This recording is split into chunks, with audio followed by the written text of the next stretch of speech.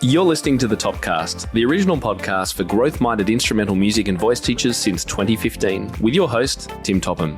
Our mission at Top Music is to empower instrumental music and voice teachers to find and nurture their innate creativity so that they can teach lessons that are innovative, integrated, and inspiring, and that will have a positive, lifelong impact on their students.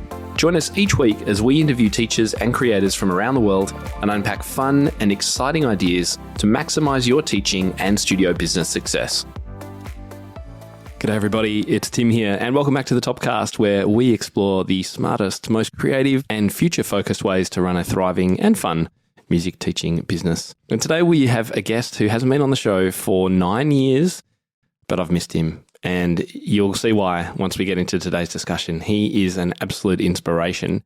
And we're talking all about being a savvy music teacher with David Cutler, who is about to launch the next in his line of incredible books, The Savvy Musician 2.0. Honestly, speaking with David, as you'll see, is like a shot in the arm of inspiration. It doesn't matter where you're at, what you're doing, or what you're thinking, or how you're feeling. He is going to inspire you, excite you, and motivate you to be the best possible teacher that you can be for your students. So I really encourage you to check out today's episode. David, of course, is an award-winning multi-genre composer, pianist, and Yamaha master educator. Dr. David Cutler balances a varied career as a speaker, author, consultant, facilitator, and educator.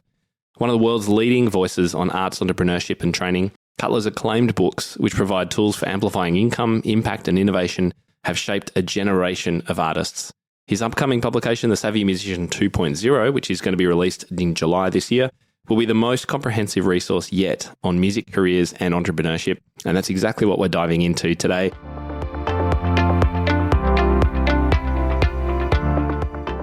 Welcome back to the show, David Cutler. So good to see you again. Great to see you. It's been a while. It has. So I actually looked back. You were on episode 43. Can you believe that was May 2016? Nine years ago this month. It's about 9 lifetimes ago. I know. So much has changed. So many things have happened. I've been keeping up with all of the things that you've been doing over that time, though.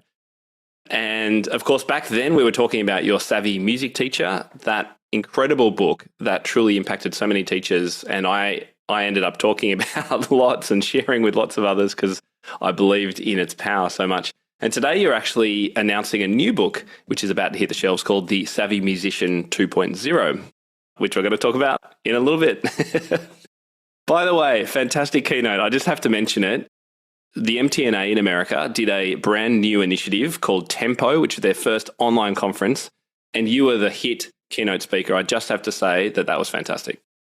Well, thank you. It was, by being totally virtual, you don't have a lot of the benefits of being in person. You don't have the energy in the room to feed off of or all those great conversations. So you obviously lose something. But I started thinking, what can you do online that you couldn't do that would be even better than being in person? And, one of the things I realized, usually when, like in Zoom right now, we see there are these two boxes. And usually when you're presenting, there will be a box for you and a box for your PowerPoint. And it got me thinking, wow, wouldn't it be cool if I could just somehow get inside my PowerPoint? So beyond the content of the presentation, tried to figure out all kinds of ways that I could kind of be one and present from inside each of the slides. It was super fun. It was, and the effect was very cool. And you've made all future online keynotes much harder because we now have to compete with this. But now that I've seen your setup, David, I know it's pretty impressive what you've been able to create. Good to have the first mover advantage. That's right. So the thing that really impressed me about The Savvy Music Teacher, the book that we talked about last time you were on the show, was the focus on business for music teachers, which is really close to my heart and has been at the core of all that I've done at Top Music since I started blogging in 2010, because it just seems like such a missing piece for so many teachers. And the book, I think the clever thing you did was having so many case studies. And in fact, many of the teachers that you featured, I was looking them up, I was like researching them, and then I invited them to come on the podcast to talk about their experience. First question I have to ask you, how did you go about finding all of these people? And I understand you found another 100 more for your new book. Yeah, almost 150, I think, in this new book. There are all kinds of ways, when you want a great story, sometimes I just do asking people for leads, or I just do all kinds of web searches. And what I'm looking for is, do you do something I haven't seen before, right? I know you're good. I know you're talented. You're a great teacher. You're a great musician. But are you trying something new that would be interesting for our industry to look at? So sometimes I just look around and see what pops out. Other times, and most commonly, I have an idea of this is the kind of story I want. I want someone who does these things. And usually what I find when I get the right person, whatever they have done is way better than anything I possibly could have imagined. And they just go deeper and deeper. And what, of course, is also amazing is, you never meet someone who's a little bit savvy. People are savvy or they're not savvy, right? There are people who have 100 ideas of what to do with their life, and then people who have 1 or 2 or maybe 0. But you never meet someone with 7 ideas. It has never happened in the history of the world, because once you open Pandora's box to the potential of the world around us, there is just opportunity everywhere. So it's really inspiring to talk to these people. And it's so inspiring to read the stories, because you get these little nuggets of ideas, and some of them are going to spark an idea for a teacher here or there when they're reading this book. I know, because that's what happened to me when I read the first one. I'm interested in this word savvy. I wanted to bring this up, actually. I don't think this is just a word that you chose. This is actually quite specific. Can you tell us why you chose it and kind of what it means in the context of what we're talking about? And how can teachers be more savvy? Yeah, good question. So, savvy is more than just being good, right? It's by being strategic about what it is that you do in your career. I would never try to tell someone what to do. There are 100 ways you could live your life. There are a million ways you could live your life. But I have discovered kind of a savvy success formula that I use when I'm considering my own career. Am I being successful? And I'm actually sharing it for the first time in this new book. It is the intersection of these 3 savvy concepts, all starting with the letter I. So I call it I3.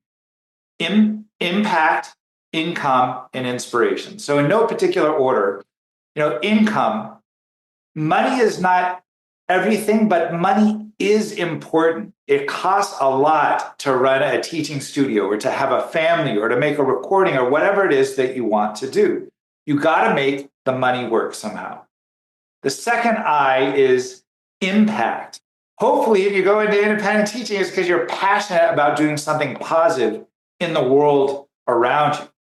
Now, if you do it right, if you're truly savvy, I argue that these two should be inextricably linked and go up together.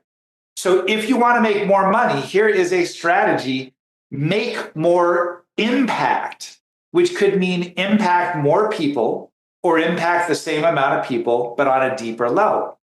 If, on the other hand, you're already making a lot of impact, make sure that it is matched with a sound financial model.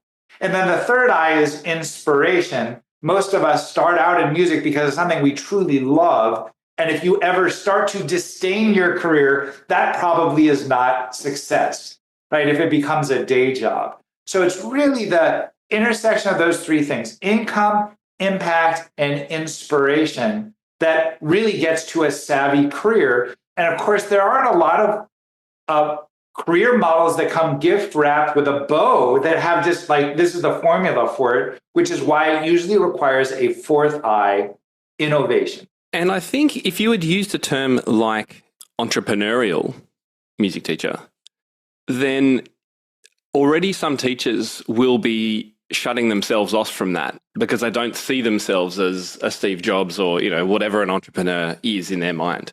Whereas I think savvy is something we can all be. Would you agree with that? For sure. All these terms they're just words, but they have baggage, right? They have a history. Apply different things to different people. So savvy, what I like about it is I don't think it has as much of an implication. I mean, it means wise or prudent or creative in a certain way, but it doesn't have the kind of, innovation is a word that we throw around all the time. In fact, most people who use it have never actually seen it. The people who talk about it the most, they're the furthest away from it. a lot of the time. Entrepreneurship often feels just like a business proposition to many people. You and I might use it in a different way, but I think it feels very businessy. In fact, at universities, most universities, the business school wants to own entrepreneurship as a concept or as a topic, which I find funny because, of course, a lot smaller percentage of business majors wind up being entrepreneurs than music teachers, for example, where they're all creating their own business model. But for me, it's not just about the money. It's not just about the work or the marketing. It really is about transforming the world. And this is where all the different pieces of the puzzle go together. So why now for updating this book? Well, it was time. So my first full book, The Savvy Musician, came out, I don't even want to say in what year, because it was a long time ago. And at that time, we lived in a world where if you even secretly admitted that you might not want to live a life of poverty, you almost felt like a sellout. It should be enough to do it for the art form. We're talking about musicians at the moment, right? Musicians, musicians, not other people, but musicians. Okay. Yeah. In our world, especially classically trained musicians or jazz trained musicians, nobody was talking about these things. And in fact, this is how long ago it was. When I started writing The Savvy Musician, my biggest cheerleader, my mom, she's like, why would anyone read that? It was just so far out of the mindset of most musicians. I've just looked it up. It's 2009. I'm just going to say it. It is indeed 2009. And so, I've written several books since then, but it was time. It was past time. And when I started out, I thought I was going to do a second edition.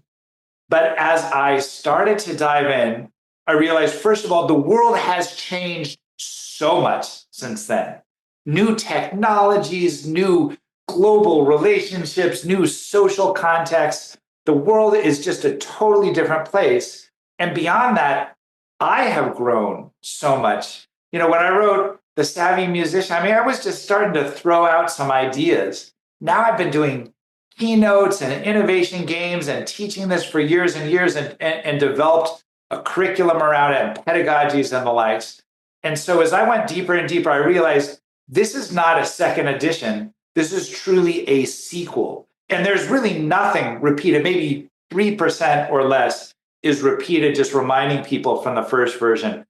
All new case studies, all new concepts, new structure. It's more comprehensive. The first one had 13 chapters. I think this one has 20 and the like. So it was a huge project, but a really fulfilling one. And this was the right time for it. And it is epic. You've shared with me very kindly some excerpts and the full table of contents just to give me a sense of this. It is quite unbelievably deep and covers just so much of all of those things that I've enjoyed working with teachers on and that I know teachers need guidance on.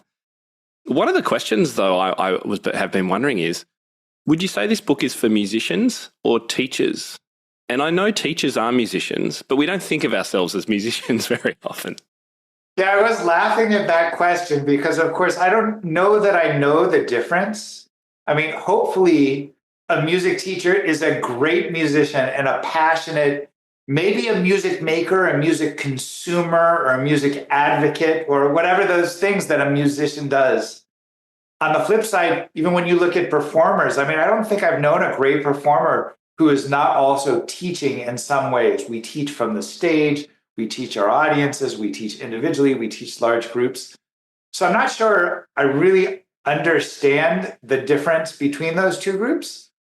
But I would say that one thing that's really important for success is to become the master of the metaphor. So innovation is rarely about having this magical eureka, aha revelation. It usually involves taking an idea from one place and applying it somewhere else. So innovation is contextual.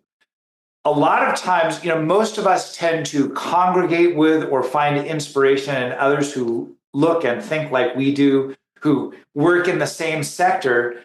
And yet, if you're a piano teacher, and you do the thing that every other piano teacher is doing, it might not, I mean, there's probably a reason they're doing it, and yet it probably won't help you get ahead because it just ties you with everyone else. But if you talk to someone who is not that, maybe they teach another instrument or they play the same instrument but are not teaching, or they are totally unrelated. They just run an amusement park or a sushi restaurant or grow corn or whatever it is. There are lots of great success lessons that you can get from them. So I think it's very valuable for teachers to look at other groups and take lessons and apply it to their studios and vice versa. I 100% could not agree more. And when I look back, in fact, just recently, I put a blog out and I'm doing some presentations later this year about the business lessons I learned from my chiropractor. I find these experiences that we have outside of music can be so valuable to driving innovation in our own industry. And when I look back at the start of Top Music, the journey that I had. By the way, I love that you said from your chiropractor, and then you just said, I look back. But I'm okay. There's going to be some adjustments coming your way. When I look back at Top Music and when I started the membership and the resources and the way that I've built what I've done here, I was getting a lot of those cues from outside of the music industry, from the online marketing world and social media world and all of those areas, and bringing them in and using, I guess, synthesizing and using my experience to look at things from a different lens. And I think that's kind of what you're talking about with regard to innovation. It's not so much the light bulb sort of idea. It's more the Thomas Edison, iteration after iteration, taking ideas from here and there and resynthesizing. Would you agree with that as a way to look at innovation? It's a very savvy perspective. And, I think so much of the time people ask, well, what's the answer? Here's my problem. What's the answer?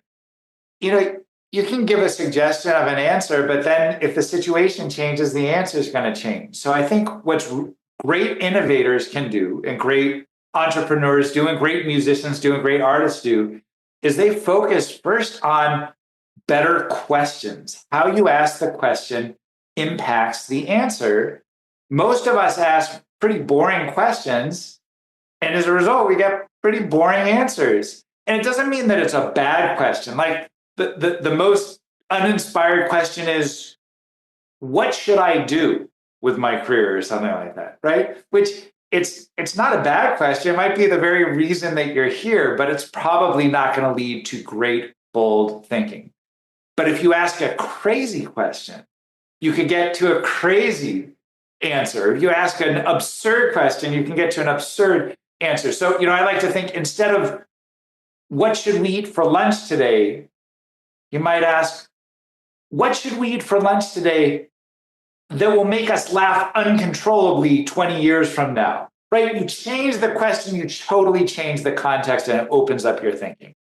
What do you think is one of the, as you were looking at the original book and you were thinking about the new one, you've mentioned some changes more generally in the world. There's obviously lots of changes happened in that time.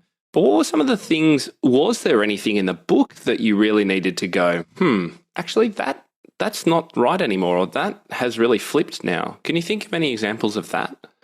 Well, my thinking has flipped or evolved in a lot of ways. I mean, maybe some of the specific, online strategies have changed and the likes, but my thinking has changed a lot. And I know I spent a lot more time, for example, focused on problems, identifying great problems. What is the most important problem you want to solve? And I would ask that of independent teachers too. What is it at the core, that specific problem that's different than all of the other teachers? So when someone's looking, shopping 50 different potential mentors, what is the thing that you're going to help them the most with?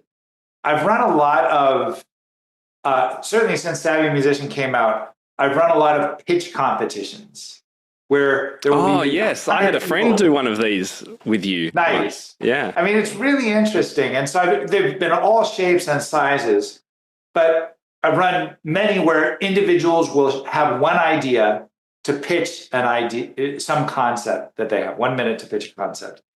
And what I noticed was, especially among musicians, I kept hearing the same two pitches. You can pitch anything you want as long as somehow related to music or the arts.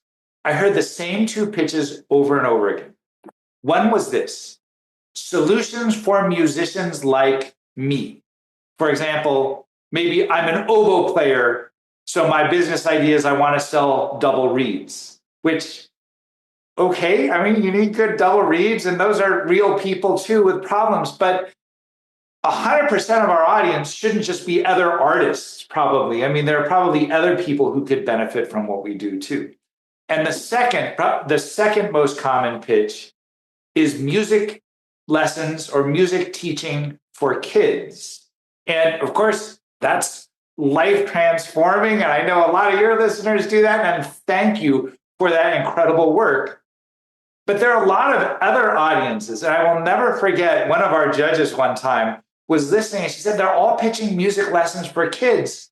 I have means. I'd love to learn music, but no one seems to want to work with me. That was a life-changing moment, just hearing that. What do you hope teachers will get out of this book? Well, I hope they'll get many different, it's very comprehensive, but I hope that they will come away with actionable strategies. I hope that they will come away asking different kinds of questions. I hope they will come away thinking bigger, thinking that there's a lot more opportunity than maybe first seemed apparent. Opportunities are everywhere, but opportunities only belong to people who take them. And most folks don't take the opportunities that are right in front of their face. So many people look around and they say, well, this is what all the competition is going to do, so I'm going to do exactly that same thing because this is the new hot trend. Whereas I think innovators and savvy musicians, look, we understand the trends. We say, look, everyone's running in that direction. I better go in this way. I better do something else. So I hope it will equip them with hard and soft skills, right? Here's a very specific thing that you can apply, but here's a process. Both of these things matter when you're setting up a career model or a business model, and both of those things matter when you're building an educational model. It's not just what piece are my students going to play, but how are they going to learn it, and what are the lessons that they're going to take in along the way. That differentiation piece, I actually just recorded my own podcast on just recently about, those questions that come up in Facebook groups, the teacher that has, another 3 teachers have moved into my area and they're all charging $5 an hour to teach, and what do I do and how do I compete? And that idea of, well, that's what they're doing. What can you do? And, what is your zone of genius that you can really get passionate about, and how can you sell that to the world? So I really agree with that as an approach. I did look through the contents, as I mentioned before, and I found a chapter that I couldn't read, but I saw the title of, and I thought I would love to know a little bit more about your thoughts on this one. So the title of the section was A Classical Conundrum. Classical, in inverted commas, has an image problem. Popular, in inverted commas, has a musical problem. Who's to blame? Can classical be popular? And these are just the titles of some of the subheadings in the chapter. I thought, I got to ask you about this because this is right up my street. I remember I heard one musician say, he said, I perform basically 3 kinds of music.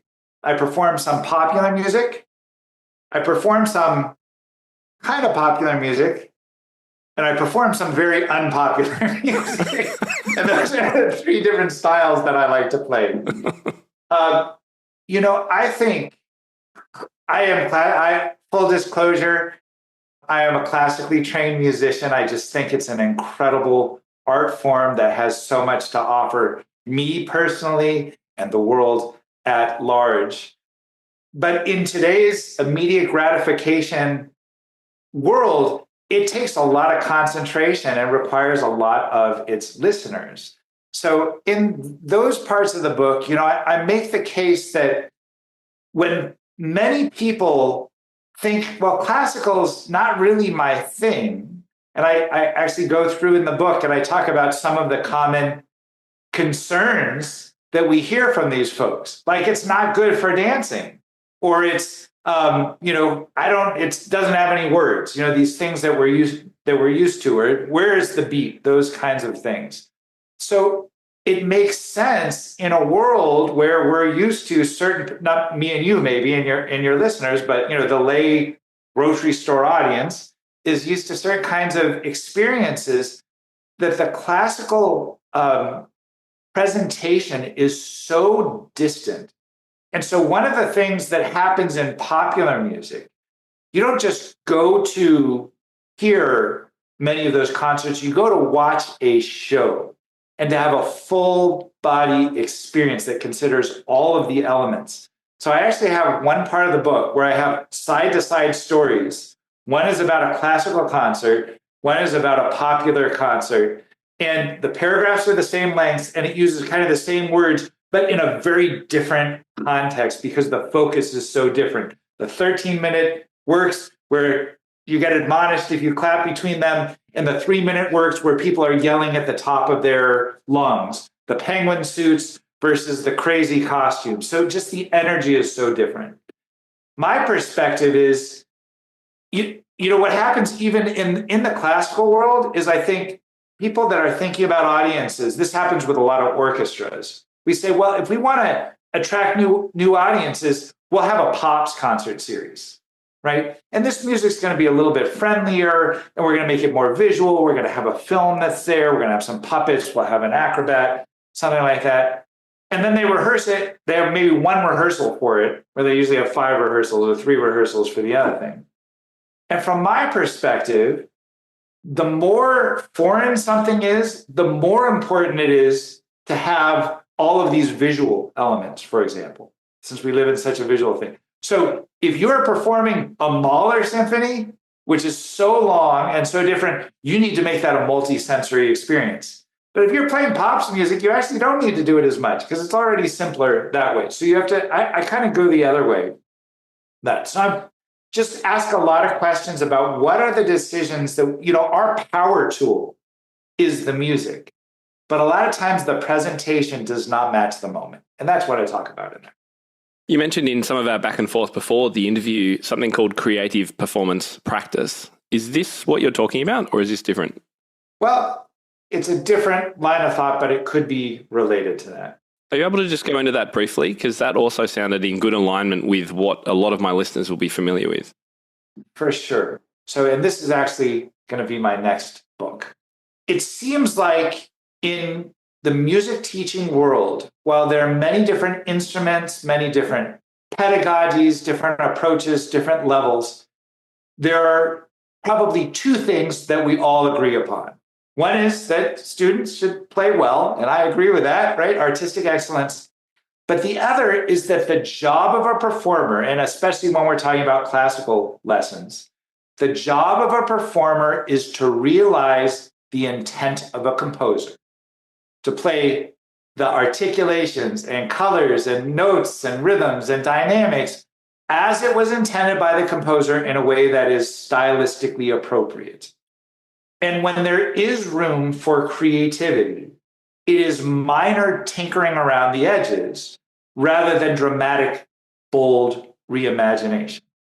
And so it makes sense as a result of that. I mean, classically trained musicians are some of the smartest people you will ever meet. And they're really good at certain kinds of skills like paying attention to details. But you have to understand that we were talking about both product and process.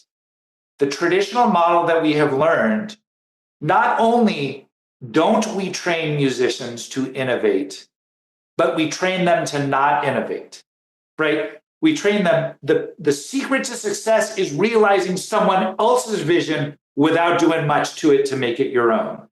And I know sometimes people will like to push back on that. I love having those arguments and striking down those one after the other. So the idea of creative performance practice it's another way. It's not presented as the other correct way. I'm not saying authentic performance practice is wrong. I'm saying it is not everything, right? It's just one of a million ways to approach classical music. Creative performance practice becomes more of a collaboration between the performer and the composer. the composer starts it off, but then the composer takes it and they get to decide what to keep or what to tweak. So sometimes the goal is to do more of what the piece originally wanted to do. So for example, you know the term scherzo. Mm-hmm. Which is a joke. A joke. A joke. When was the last time you went to a concert and people actually laughed at a scherzo? To our ears, they're not funny. They're cute, but they're not funny. Well, what if you made a scherzo funnier? And so that was actually paying homage to the vision of the composer, but we just have more tools now than they did in 1754 or whatever it was, right? So, or you can make appassionato more, rhapsodic. Or sometimes what you want to do is to flip the meaning. I know it was about this. Now I want to transform it into something else. Just like we do, when there's a remake of a movie, sometimes you totally change what it is that was the original assumption of the original story. So that's what creative performance practice is, and there are a whole bunch of benefits, but one of them is to empower young students to make a decision and to own the consequences of that decision, good, bad, or indifferent. Because when you change something, it's going to sound different and it's going to sound like you. I love that. I love that approach. And I understand that you would get pushback and questions and things like that from other people, because I have had those very same discussions over many years, David. I have to say, I think as soon as you started talking about that, I thought of two incredible examples of reimagining classical music. And the first one is Max Richter's Four Seasons. I'm not sure if you're familiar with it, but my goodness, that is an incredible example of being true to the original, but making it something completely different.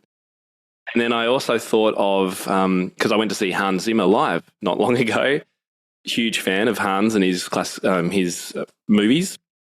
In Dunkirk, he took a very famous English theme called the Nimrod theme by, I can't remember who it's by, and slowed it down so much that it was almost imperceptible, but it was there. And it was an incredible reimagining. And so I love these approaches, and I agree. I think there is a time for authentic interpretation performance. But wow, isn't it fantastic to hear what people can do when they do get creative? Absolutely.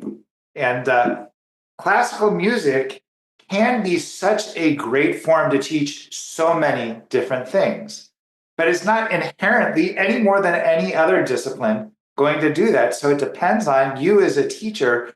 What are the learning outcomes that are most important to you? And then how do you build curriculum that really emphasizes those things? Now, this might be asking you for a favorite child, but if you could choose one chapter that you feel will have the biggest impact on teachers listening, could you say which one it would be? It's interesting. It is like Sophie's choice a little bit here, because each chapter really does become its own, but they go together just like the parts of the career or the profession of a music teacher, and yet they're distinctive. I don't know favorite, but here's the one that comes to mind. In one chapter, here's a question that I start with. If you ask most musicians or music teachers, what makes you good or what makes you not good, you'll get a dissertation in response. But if you ask, what makes you interesting, then it's like deer in the headlights, right? I have no idea what makes me interesting. In a world full of musicians, what is special about you? And I'm quite sure that there are many, many things that could be special about you. So what's really fun in that chapter, or that's part of a chapter, is I look at 6, and of course there are many more ways than this, but 6 specific strategies for becoming the best in the world in some way, for getting known for your own distinctive identity. And one of them is by getting small and then blowing up every square inch of that space, right? So you can say it about music, you can say it about anything. If you're a cook, well, what do you cook? I can cook everything. I can cook a whole bunch of stuff. Well, a lot of people can do that.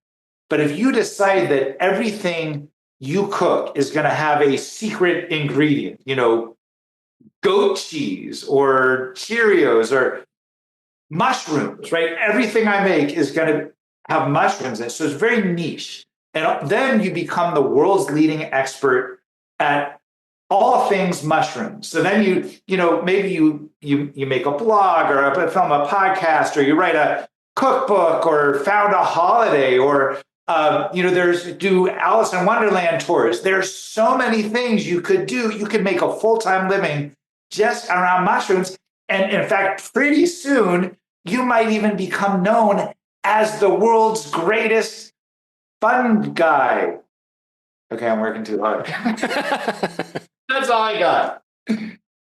Right, impromptu humor doesn't work. Okay, so that's one thing, is get very narrow. You can go the other way. I won't go into so much detail, but you can go the other way and get really broad.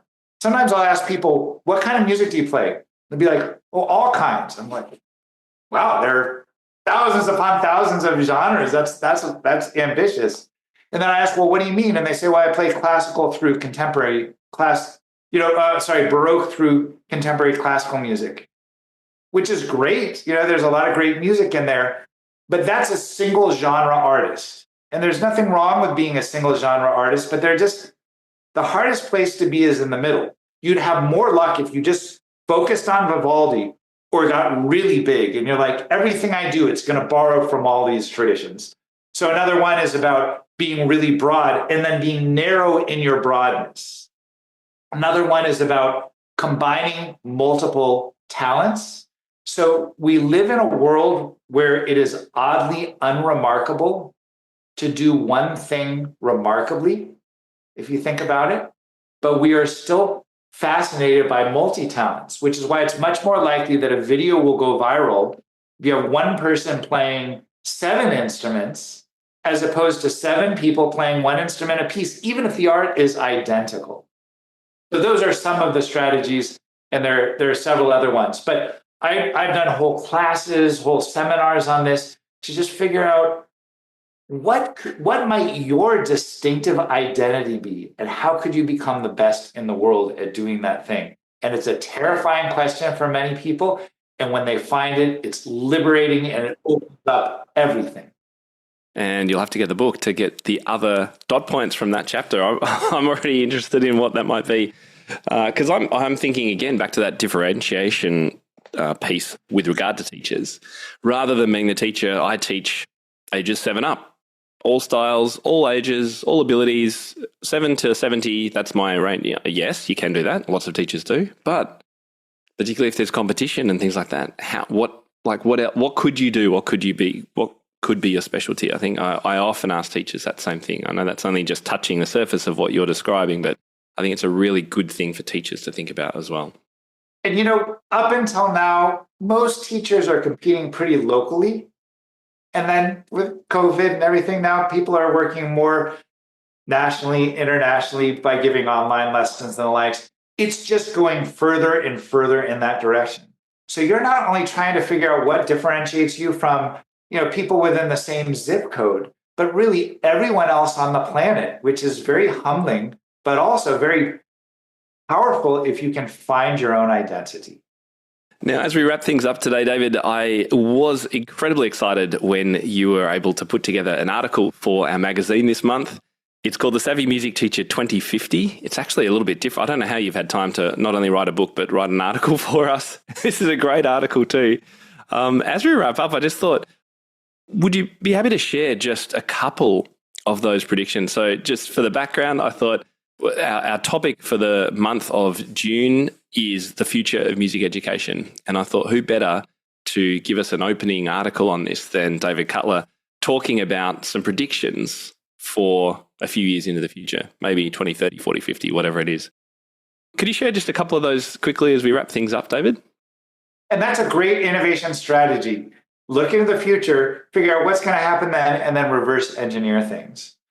One of the things so it was really fascinating. Thanks for the opportunity. I learned a lot by thinking about it in this way. One of the things, we just went through Zoom and through COVID, synonymous with Zoom, right? And we all learned this technology. And in some ways, it's pretty cool. If let me put it this way. If you're going to have an international pandemic, it's way better to have Zoom than to not have Zoom. Correct. Yes. Right? So you can at least connect this way. And yet it feels like it's going through this prepubescent, awkward stage. Like, why are all the squares always the same size? And how come an algorithm decides which one goes where? And how come when you're in a room with 100 people and 2 people are talking, nobody else can because they dominate everything? It just doesn't really do the things that it should be able to do, but that's where it is. By 2050, one of the things I'm quite certain of is, so we'll all, whether we're wearing goggles or something else, be able to meet virtual through like a virtual reality setting where we can go in the same physical space and proximity will matter. So if there are a whole bunch of people around here, like we could have a music school, but the 2 of us can have a conversation when someone else is somewhere else. And all of the lag issues will be solved. So we can make chamber music, all those kinds of things together. I think there are all types of technology that will impact what music students do and how teachers teach. But I wanted to make this point, that even with all of these gadgets, one of the most important things is it changes or it amplifies what it is that students need to know. So as AI gets stronger and stronger, to really think about what are the skills that an AI can't do, and how can music teachers prepare our students to do those things? Getting the right answer is something AI is very good at. Authentic performance practice is about getting the right answer, and there's such value to that. Yet, if we want our music lessons to cultivate creative problem solvers or folks with emotional intelligence or connectors or people that, can synthesize this field with this field with this field, we need to focus on that in our music teaching. And that's what the truly savvy teachers will be doing in 2050. Can't think of a better way to sum things up. If you'd like to read David's full article, then make sure you download this month's Top Music magazine. It's all free, topmusic.co/magazine. David, you better tell people where they can go now to get your book. Well, I would ask you to just go to Amazon. You can pre-order it now, The Savvy Musician 2.0. You can also go to my website, www.savvymusician.com. David, I would easily love to go and get a glass of wine or something and just spend another hour or 2 talking to you. It is always just so exciting. You have a great knack of inspiring and just making people excited to go and do good things and to make great lives for themselves. And I know sometimes in music teaching, it can be a bit of a drag. Things can be hard. So having a shot in the arm like some David Cutler time has been magnificent. Thank you so much for being on the show. And thank you for the role that you play in shaping the world of music education week in and out. Appreciate it. Thanks, David.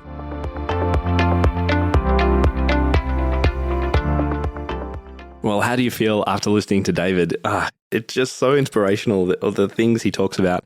And I can tell you, this book really is quite something. It covers just about every ground that you could possibly imagine regarding the business and the artistry of performing and running a music studio or just building a career inside the music industry. So this will be of use to you whether you are a musician on the side, a teacher primarily, or you would even like to help your students as they come through and get older and look towards music careers. If you'd like to help them think about what they might want to do with themselves, then this is a great book for that. And if you've ever just felt a little bit burned out or like you need a new shot in the arm just to get yourself going again, then grab this book. David's ideas cannot help but to inspire and motivate. Honestly, you will have such a great time reading it, and I know you'll be able to take lots of ideas away, run with them, and see some success in the process. Now, remember, David's article is over on our magazine, topmusic.co/magazine. And of course, you know where to go and find his book. Well, that's it for the show this week. I'm Tim Topham, and you've been listening to the Topcast. I can't wait to catch up with you again this time next week. How do you keep up to date with all the latest trends and research into music education?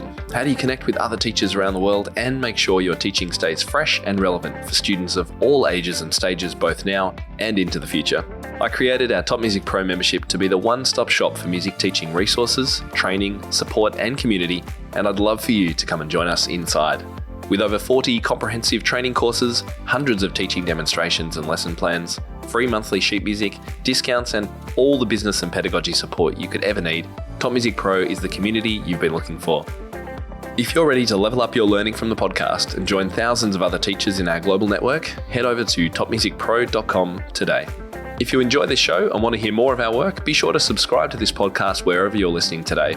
For links and resources mentioned in this episode, visit us at topmusic.co/podcast or check out the show notes. I'm Tim Topham. Thank you so much for listening. Enjoy your week ahead, and I'll catch you next time.